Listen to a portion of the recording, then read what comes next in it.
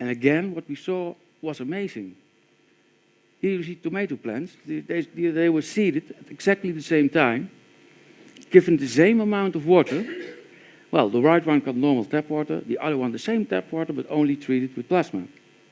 So the crops, they really like plasma-activated water. They grow much faster, are much healthier.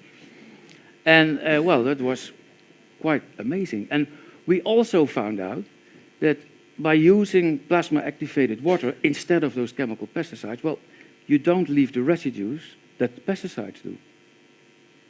And of course, well, you may ask, is it safe to use plasma-activated water? Well, the process of making plasma-activated water is copied out of nature. Because when it rains and lightning strikes, it rains plasma-activated water. And when lightning strikes on water, on a lake or on a sea, for instance, well, at the point of impact, you have a lot of plasma-activated water. So let's be fair, nature knows how to handle this because there has been lightning on Earth for hundreds of millions of years.